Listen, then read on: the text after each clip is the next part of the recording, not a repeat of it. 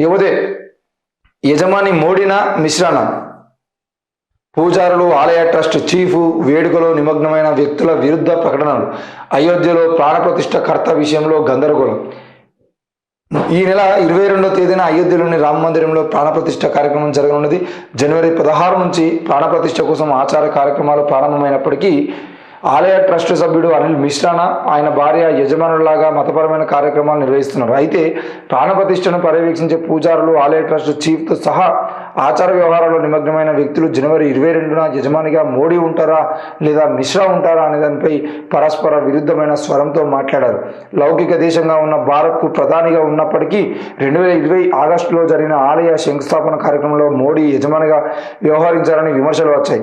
ఇటీవల ప్రతిపక్ష పార్టీలు, హిందుత్వ మద్దతుదారులు కూడా ఈ విషయంలో ఆయన వ్యతిరేకిస్తూ ఉన్నారు. ఎందుకు మరి అంటే యజమానికి సంబంధించిన విషయంలో ఈరోజు ప్రాణప్రతిష్ఠ కార్యక్రమంలో కూర్చొని ఆ కార్యక్రమాన్ని మొత్తం చూసుకోవాల్సినటువంటి వ్యక్తి నరేంద్ర మోడీ అంటే నరేంద్ర మోడీకి మరి అవకాశం ఉందా, నరేంద్ర మోడీ కూర్చోవచ్చా లేదా అనే విషయంలో మరి ప్రధాని ఆలయ ప్రారంభోత్సవాన్ని రాజకీయం చేస్తున్నారని ఆరోపించిన విషయం అందరికీ తెలిసిందే. మోడీ ప్రధాన కర్మలు నిర్వహిస్తారు అని చెప్పేసి ఈ నెల 22న జరిగేటువంటి వేడుకకు ప్రధాని నరేంద్ర మోడీ కర్మలు నిర్వహిస్తారని ప్రధాన పూజారి లక్ష్మీకాంత్ దీక్షిత్ విలేకరులతో చెప్పారు.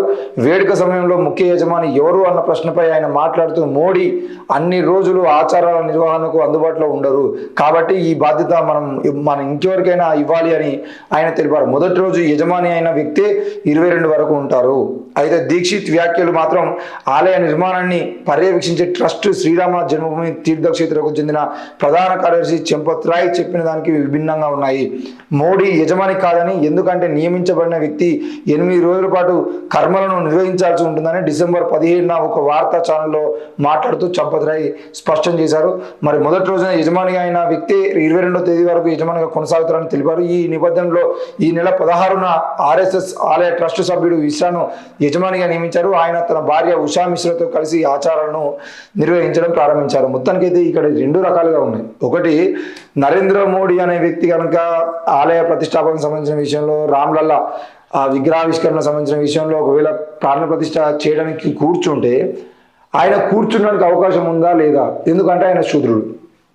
భారత రాజ్యాంగం ప్రకారం ఆయనకు ప్రధాని అయ్యేటువంటి హక్కు ఉన్నది కావచ్చు, కానీ అంత పెద్ద రామ మందిరానికి సంబంధించిన విషయంలో రామ మందిరాన్ని నిర్మిస్తున్నటువంటి క్రమంలో ప్రాణ ప్రతిష్ఠ చేసేటువంటి ప్రయత్నము ఒక శూద్రుడైనటువంటి బీసీ అయినటువంటి నరేంద్ర మోడీకి ఇస్తారా? లేదు అని అంటే మరి నరేంద్ర మోడీ బీసీ కాడు, ఇన్ని రోజుల పాటు దేశాన్ని మోసం చేసి బీసీ వాదంతో ముందుకు వచ్చిన వ్యక్తి ఆయన నరేంద్ర మోడీ బీసీ కాదు. మరి ఒకవేళ ఆయన బీసీ కాకుండా బ్రాహ్మణ కులానికో లేదంటే ఇంకేదైనా కులానికి సంబంధించిన వాడు అయితే మరి ఆయనను ఇన్ని రోజుల పాటు బీసీ అని పెట్టిరా అని చెప్పేసి ఒకటి అర్థం కావాల్సింది. ఇక రెండవది, ఏ కార్యక్రమం అయినా కూడా యజ్ఞం చేయాలన్నా, పూజలు చేయాలన్నా, క్రతువులు చేయాలన్నా పక్క భార్యాభర్తలు ఇద్దరు కూడా కూర్చొని ఆ పూజలు నిర్వహించాల్సి ఉంటుంది.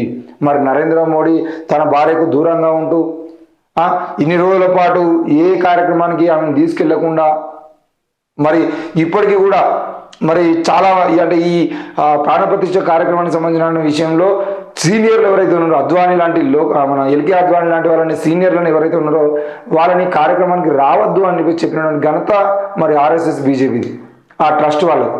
మరి ఈ ట్రస్ట్ వాళ్ళందరూ కలిసి ఈరోజు నరేంద్ర మోడీ యొక్క భార్యను, నరేంద్ర మోడీ ఇద్దరిని పిలిచి మీరే క్రతువులు నిర్వహించాలని చెప్తే మరి వాళ్ళ భార్య కూడా ఈరోజు అంటే ఏజ్ అయిపోయింది కాబట్టి మరి ఆమెను కూడా రావద్దు అంటే మరి అంటే ఎల్కే అద్వానీ విషయంలో మాత్రమే రావద్దు అన్నారా, మరి నరేంద్ర మోడీ భార్య విషయంలో అదే చెప్తారా అనేది వేచి చూడాల్సిన అంశం.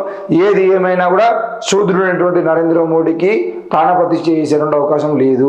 రెండవది, మరి ఇదే నరేంద్ర మోడీ అనే వ్యక్తి ఏ క్రతువు నిర్వహించినా తప్పకుండా యజ్ఞాలు, యాగాలు, ఈ ప్రాణప్రతిష్ఠ కార్యక్రమానికి సంబంధించిన విషయంలో తప్పకుండా భార్యాభర్తలు ఇద్దరు కూర్చొని చేయాల్సినటువంటి క్రతువుల్ని నరేంద్ర మోడీ ఒక్కడే చేస్తారా, మరి ఏం చేయబోతున్నా అనేది చూద్దాం. ఎందుకనంటే ప్రతిసారి సంప్రదాయాలు, సంస్కృతి, మన హైందవ సంస్కృతి అని మాట్లాడేటువంటి నరేంద్ర మోడీ కానీ, బీజేపీ కానీ, RSS కానీ మరి ఈరోజు హైందవ సంస్కృతి అయినటువంటి భార్యాభర్తలు కూర్చొని చేయాల్సినటువంటి పూజా కార్యక్రమాలని ఒక్కడే చేస్తే అది హైందవ సంస్కృతి అవుతుందా కాదా?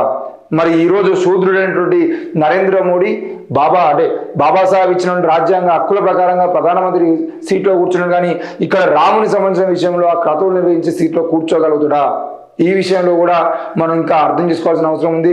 మరి ఏం జరగబోతుంది ఒకవేళ కనుక రేపటి రోజున నరేంద్ర మోడీ కాకుండా మిశ్రా ఉన్న వాళ్ళ భార్య ఇద్దరే కూర్చొని క్రతువులు నిర్వహిస్తే మాత్రం అది ముమ్మాటికి కేవలం ఆయన నరేంద్ర మోడీ శూద్రుడు కాబట్టి ఆయనకు అర్హత లేదనే విషయాన్ని దేశ ప్రజలు అర్థం చేసుకోవాల్సిన అవసరం ఉంది. మీరు ఎంత గొప్పగా ఆర్ఎస్ఎస్ కోసం పనిచేసినా, మీరు ఎంత గొప్పగా బీజేపీ కోసం త్యాగం చేసినా తప్పకుండా ప్రాణప్రతిష్ఠ కార్యక్రమాలకు సంబంధించిన విషయంలో, ప్రధాన క్రతువులకు సంబంధించిన విషయంలో తప్పకుండా మిమ్మల్ని పక్కన పెట్టేటువంటి అవకాశం ఉంటుంది.